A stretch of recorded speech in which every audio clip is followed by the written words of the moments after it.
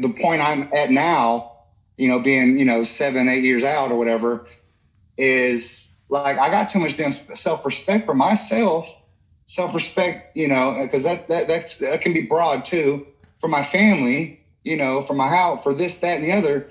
But somebody with low self-esteem, I mean, and honestly, Kyle, and I hate to say this, you can put anything I say out there, but it's like, that's where, when I sold drugs and stuff, that was kind of like, subconsciously or whatever, where I was predatory at. I was a predator. I'd look for a girl with low self-esteem. She'd be that sit on the fucking couch, come over there, and she'd do whatever I'd, say do, this, that, and the other or whatever. And, I don't know if it's daddy issues or they like to be controlled and whatnot.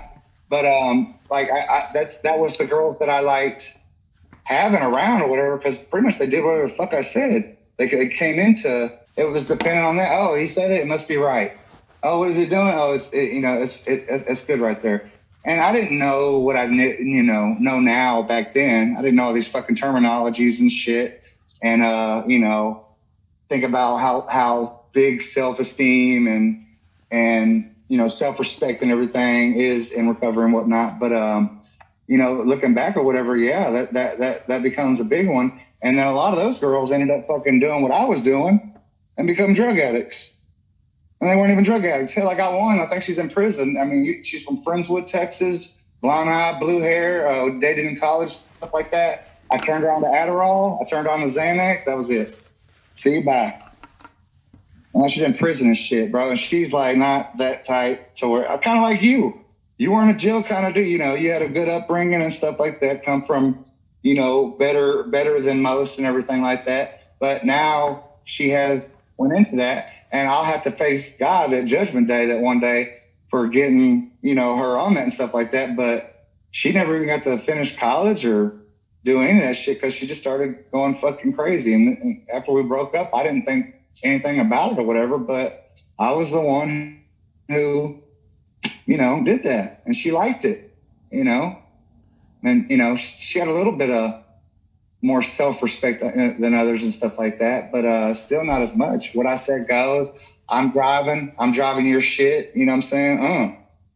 But yeah, dude, that takes a huge part into it, because they will, like exactly what you said. Somebody with no self-respect, well, it's just like a fucking toxic magnet. Bring your toxicity, bring it here to me. I'm the one. I'm the weak. I'm the antelope. I'm the little antelope that's got a right, my back right legs. I can't run as fast as the other antelopes. So what's the lion going to go after? I know that you're not a predatory person. It's just energy flows where there's like the path of least resistance. You're trying to do something back then, and obviously, so you were benefiting from the exchange, and so was she. She was getting some companionship, and then you were getting your ego stroked, because now your daddy driving her car, man. You're right. Yeah, that's what I'm saying. And let me rephrase that. I wasn't saying I've never been a predator, but I think that was predatorish or whatever, because I was young, man. I didn't know what the hell was going. I wasn't going around looking for broken chicks and shit like that. Like, because I didn't even know what a broken chick was, like, then or whatever. Saying. That's what I'm saying. Yeah, but now it's like, I get my floss on. I got my bad little chick and stuff. I drive her stuff. She looks good. We go over there. All my homeboys see that what I say goes and stuff like that. Hey, go to the store, get this or whatever. And then she gets to lay in bed, and cuddle with me at night. And, gets her benefit. Plus she gets free drugs or, whatever else is there or whatever, because that come along with it. But yeah, man, a lot of these girls, if they had some respect for themselves, hell, the ones that did ain't the ones that got problems. Well, so, because they would have instantly recognized you as toxic as fuck back then. They said, I ain't hanging out with this dude. This dude's trouble. And going to that, and I seen your dare stuff that you had posted in the past. I think that this is off the top of my head right now, this needs to be taught at a younger age, self-respect. And like, cause we went to high school, we had counselors, and that's where you go talk to. And, just if you had a problem and shit like that. I don't ever think I even talked to one time. I just knew her name or whatever, but they were always there. But women aren't taught in high school anything about like self-respect that would contribute to benefiting a lot of people from not becoming substance abusers. I got to ask you after this, because that what was it? Ethnicity? No, self-efficacy. Okay, that's a good side. Let's go that side. Confidence in your ability to learn what you need to learn to achieve your goals. Like, for example, so you were passionate about trading stocks.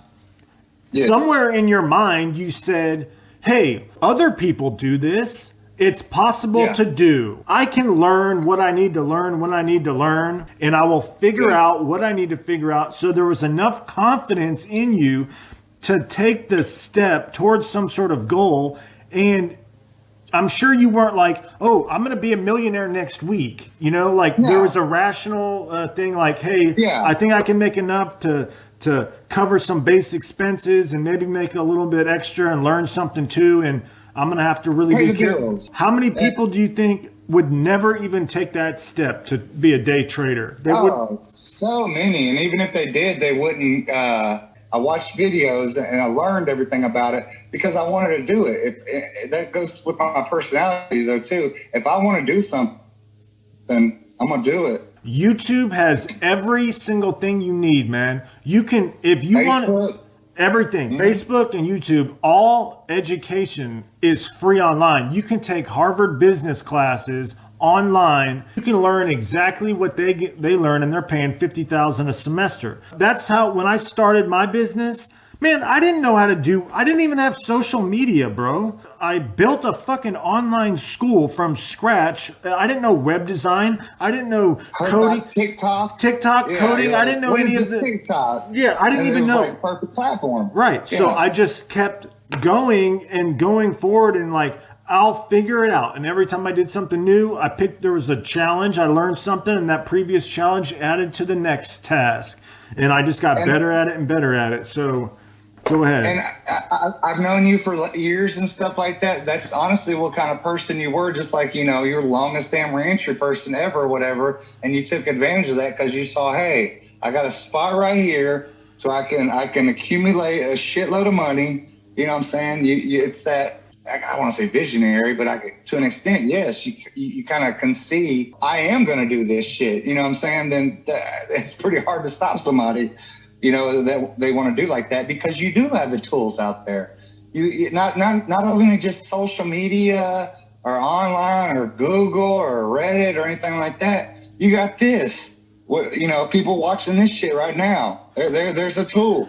Okay, sure but part of the self-efficacy that leads to self-esteem is knowing that you're making sound, rational decisions each day, and that the previous decision is compounding on the next one. Yes, that was a good decision. This next one is a good decision. Now I've got 6 good decisions in a row. I'm getting some momentum. I can trust my intuition. I have some conviction. Move forward now.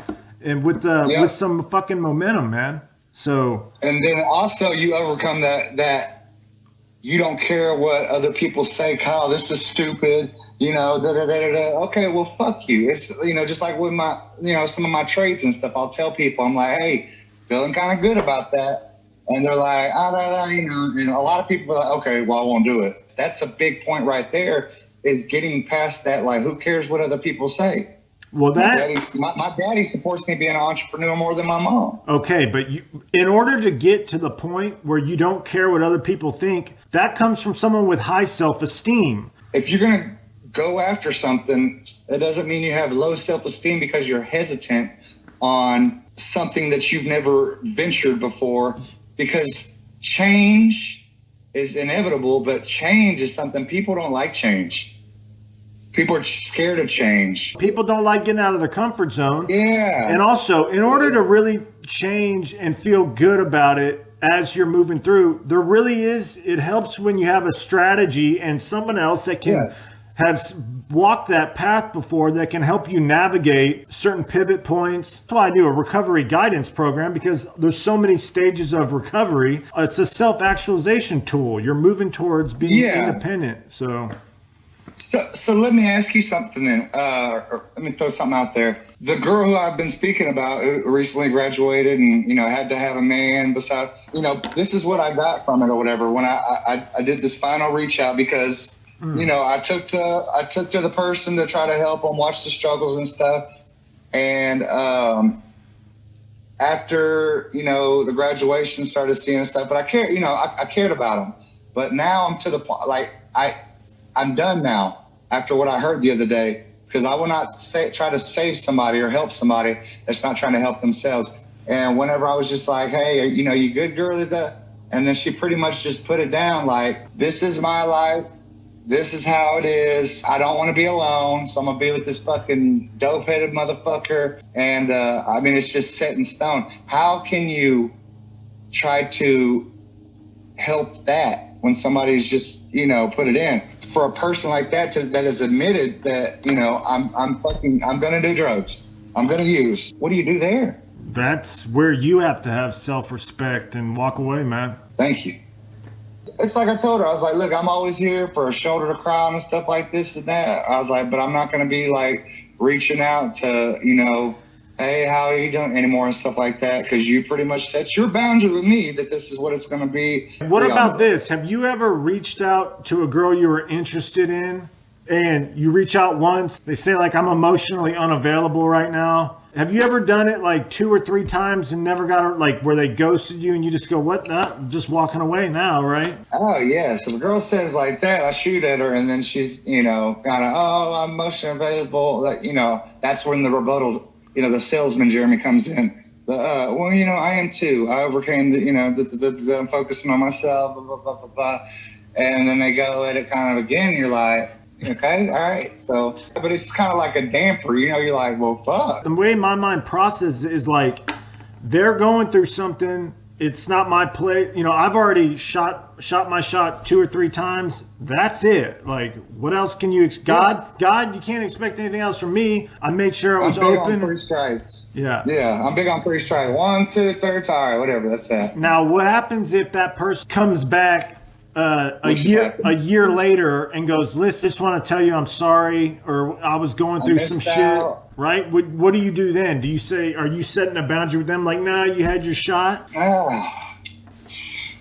That's where that gets tricky right there. But depending on what they're doing and what I'm doing, and, you know, are they good in this aspect and the other, that would, you know, become a determination, because I believe in, you know, a second chance to an extent or something like that. But if their intentions are like negative or something, hell no. Oh, because you're done with fucking Kyle, now you want to come holler at me and shit.